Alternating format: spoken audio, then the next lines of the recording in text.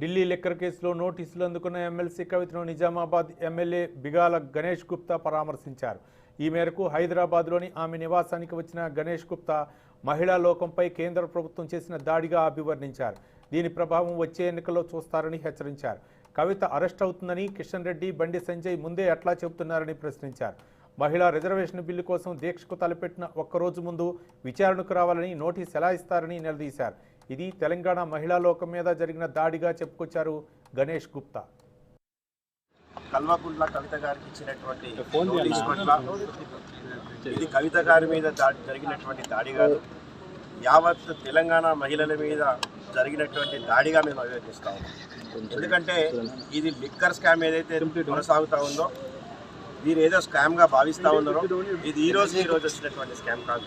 గత కొద్ది మాసాలుగా చాలా స్పెక్యులేషన్స్ జరుగుతూ ఉన్నాయి. చాలా వ్యక్తులు దీంట్లో ఉన్నారు. సిబిఐ ఎంక్వైరీలు జరిగినాయి, ఈడీ నోటీసులు కూడా వచ్చినాయి. ఈరోజు మొదటిసారి ఏం కాదు. ఇంతకుముందు కవిత గారికి నోటీసులు ఇచ్చినప్పుడు వారు స్వాగతించారు, వారు పిలిచారు, వారికి కావాల్సినటువంటి సమాచారాన్ని కూడా వారు ఇచ్చారు. మరి మొన్న జరిగినటువంటి వివిధ ఛానళ్లలో ఇంటర్వ్యూలో కూడా వారు చెప్పారు, నేను న్యాయాన్ని చట్టాన్ని గౌరవించేటటువంటి ఒక మహిళగా నేను అన్ని విధాలా నేను సహకరిస్తాను అని చెప్పేసి వారు చెప్పారు.